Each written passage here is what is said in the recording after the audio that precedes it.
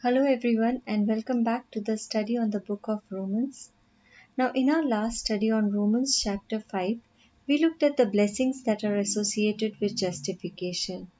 And then, if you remember, somewhere around verse 10 to 11 of Romans chapter 5, Paul introduced the concepts of sanctification and glorification. So, in a sense, chapter 5 is not only a conclusion of Paul's teaching on justification by faith, but it is also an introduction to Paul's teaching on sanctification and glorification, the two issues that he focuses on in chapters 6 to 8. Now, sanctification is the salvation from the present power of sin in the redeemed sinner's daily life, whereas glorification is the future or eventual salvation or deliverance from the presence of sin.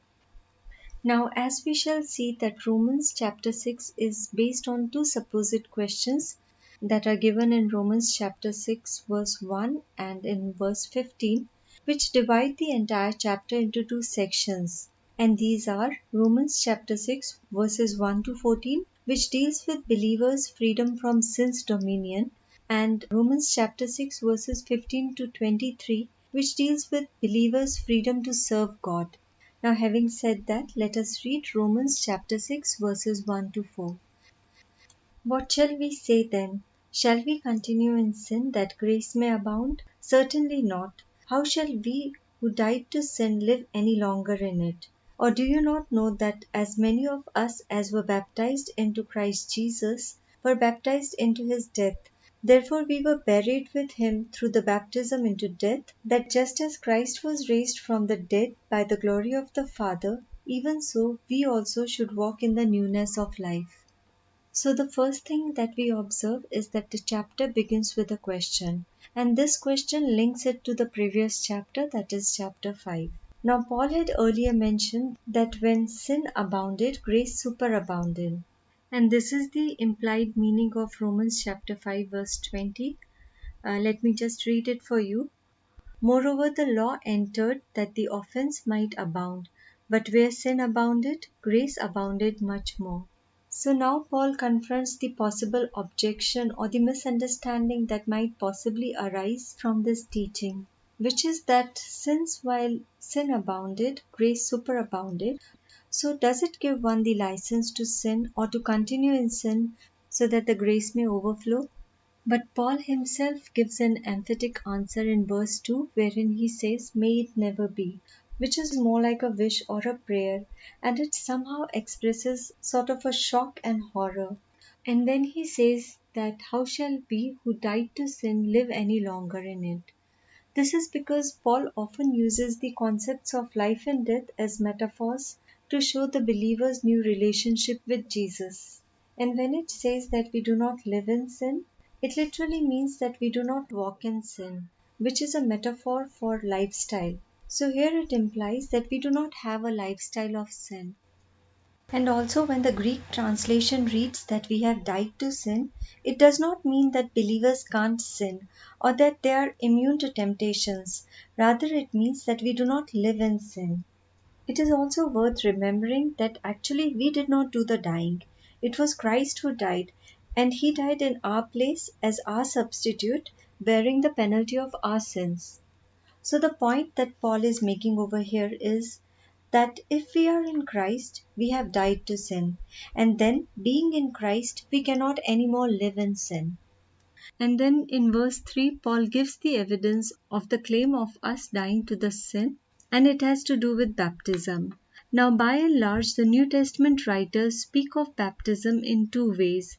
That is, the physical rite of water baptism, which is outer and has to do with the ritual, and which in turn symbolizes the baptism of the Holy Spirit, which is inner and real.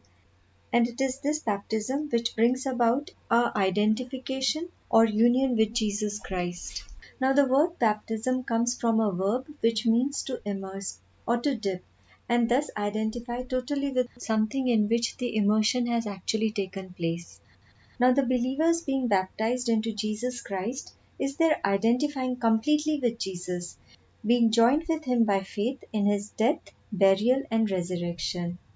Now, it is also worth noting that burial in a way confirms that the death has actually occurred, and that we not only identify with Jesus but also are united with him. And then we not only unite with Christ in his death but also in his resurrection, and likewise we walk in the newness of life. What it means is that the purpose of our union with Christ in his death is that just as he rose again, we too may have a new life. Now, just as God's glory or power is manifest in the resurrection of Jesus Christ, likewise it also imparts the newness of life to those who are united with him.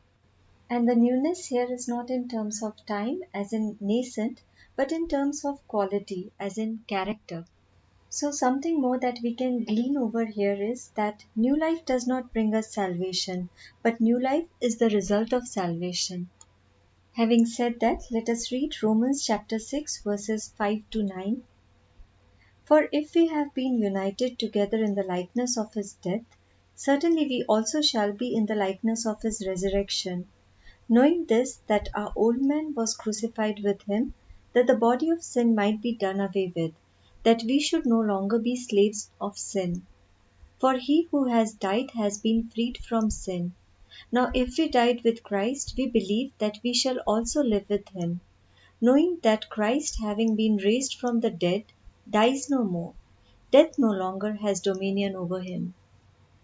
So we see here that believers are united and continue to remain united with Christ. Now, the Greek word for united together literally means grown together, and theologically it is analogous to abiding in, as we also see in John chapter 15, wherein it talks about the vine and the branches. Now, the believer's new life in Christ has both present as well as future aspects, as is evident by the words used in verse 5, which are have become and shall be. And here again, the underlying concept is that of sanctification, which is present, as well as glorification, which is future. What it actually means is that spiritually we are now united with Christ and share his life, but our physical resurrection lies in the future. In verse 6, we see the basis of our belief, and it has to do with knowing with certainty. Now, knowing in this context is the knowledge of what God has revealed, not the knowledge that we gain by our personal experience. And the other word of interest in verse 6 is the old man. Now, the old man here refers to the sin impulses. It is our old self that is in Adam, deeply ingrained in rebellion against God as well as against his commands. The old man in this respect is the person we were before we were saved or justified. And when it says that our old man was crucified with him, it means that it was all Jesus' doing because of his grace and mercy. And we, on our part, completely trust and believe in the finished work on the cross. The other particular phrase used here is the body of sin. So the important point over here is that the physique or embodiment is not the problem, but the real problem is sin and rebellion that originate in our hearts. And yet it is our bodies which become the vehicles through which the sin impulses manifest themselves. Also the text says that the body of sin might be done away with. Now, when it says might be done away with, it means to render powerless or made inoperative or unproductive, not destroyed as such, so that we are no longer slaves to sin, in that the power of sin to control us has been broken by the virtue of our union with Christ. The verse implies that because of our union with Christ, our sin impulses are subdued, so that we are no longer subject to sin. Again, as we are new creations in Christ, we are free from sin's authority. This is akin to a dead slave being freed from his master's authority. Now, verse 8 implies that our dying with Christ also holds the assurance of our living with him. And when it comes to death, its ultimate victory was in the crucifixion of Jesus Christ. However, it is interesting and important to note that this victory quickly became death's ultimate defeat when its power was broken forever by the resurrection of Jesus Christ. And likewise, those who share in Christ's death through faith also share in his victory over death.